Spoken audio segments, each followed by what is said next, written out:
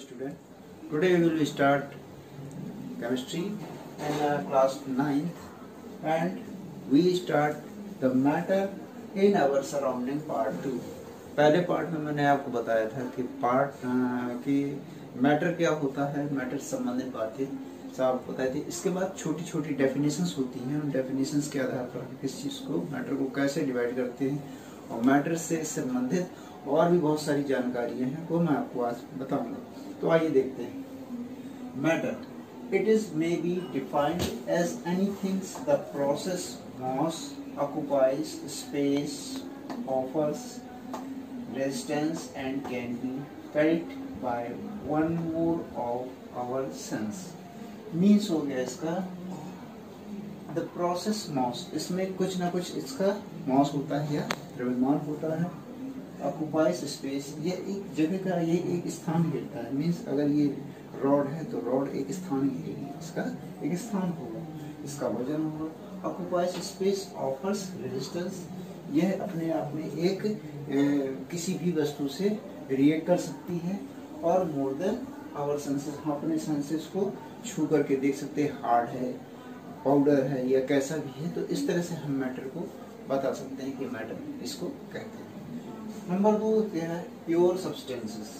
Pure substances क्या होता है, a homogeneous material with contain particles of one kind only and has a defined set definite set of properties is called a pure substance.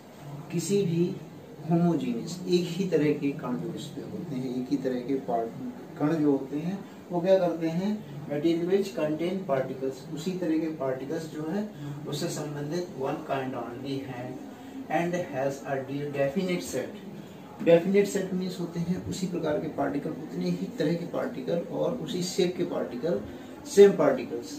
तो properties is called a pure substance, उसे pure substance को कह सकते हैं। जैसे mineral water, mineral water को आप देख सकते हैं, उसके अंदर जितने भी पानी के कण होंगे या पानी का होगा वो सब एक तरह के होते हैं। इससे हम लोग उसको प्यूरिफिकेशन करके बना सकते हैं। अब आइए देखते हैं कि मिक्सचर क्या होता है। What is mixture?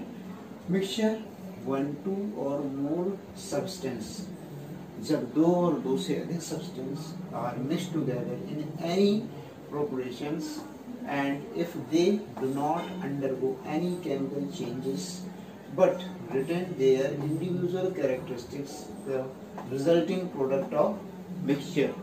So इस प्रकार से हम ये कह सकते हैं कि किसी भी प्रकार के दो मिक्सचर, दो तरह की चीज़ों को मिक्स किया गया, उस मिक्सचर में जैसे ही हम ये देखते हैं कि पार्टिकल्स कई चीज़ों की अलग अलग तरीकों के मिक्सचर आते हैं, जैसे if they are undergo the chemical changes, इसमें किसी तरह के केमिकल चेंज हो करके आपस में मिल जाते हैं, तो but retain their individual character, अपने कैरेक्टर को नहीं छोड़ते, अपने कैरेक्टर को छोड़ते नहीं। the resulting product of mixture, और रिजल्ट क्या देखते हैं, वो एक मिक्सचर में बदल जाते हैं। इस तरह से हम लोग मिक्सचर को समझ सकते हैं।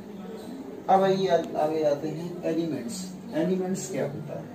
तो an elements is a pure substance that cannot be broken down into new substance.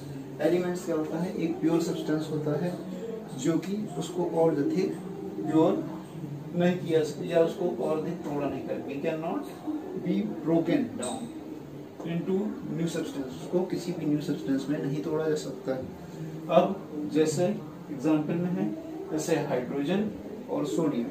Hydrogen को और अधिक ब्रेक नहीं किया जा सकता, वह केवल उसको हाइड्रोजन अपने समस्थानिकों में तो टूट सकता है, यानी 1H1, 1H2, 1H3 पर केवल उसको हम लोग किसी भी नए सब्सटेंस में नहीं तोड़ सकते। इसी प्रकार सोडियम को भी नए सब्सटेंस में नहीं तोड़ सकते। आइए अब आते हैं इवोपरेशन क्या होता है। इवोपरेशन एक इम्पॉर्टेंट प्रोसेस है जो कि the process of evaporation is used to recover or separate a dissolved solid from forms its solution by evaporating of the solvent.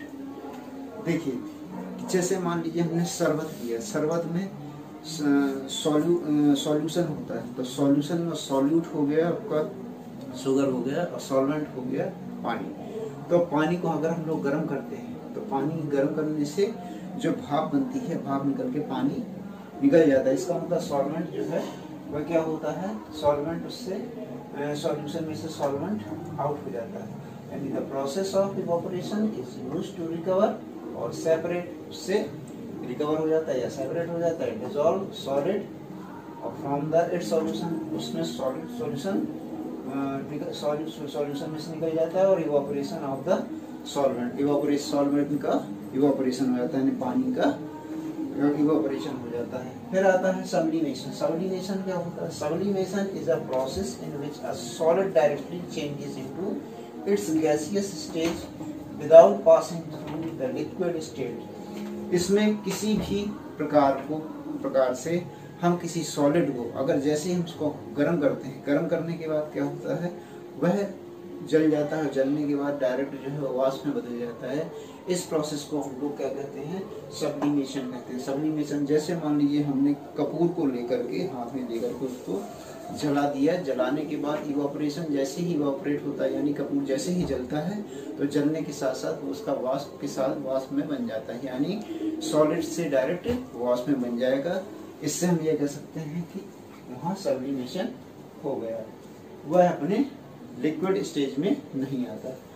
Number last होता है मैग्नेटिक सेपरेशन। मैग्नेटिक सेपरेशन जिसको हम कहते हैं कि चुंबकीय पृथक्करण, हिंदी में बोल सकते हैं इसको। तो magnetic impurities can be separated from non magnetic substance by using a magnet. हम लोग एक मैग्नेट को यूज करके, अगर हम लोग एक मैग्नेट को सैंड में यूज करेंगे तो सैंड में बहुत सारे ऐसे पार्टिकल्स होते हैं जो कि उसमें से चिपक जाते हैं, वो पार्टिकल चिपक जाते हैं चुंबक से। तो जैसे ही चिपक जाएंगे तो क्या होगा, इसमें मैग्नेटिक सेपरेशन हो जाता है और magnetic substance non magnetic substance उससे अलग हो जाते हैं। इस तरह से हम लोग इन छोटी छोटी परिभाषाओं के आधार पर कह सकते हैं कि इनको हम लोग ऐसे ही पढ़ सकते हैं। इसके लिए आपको मैंने आज बताया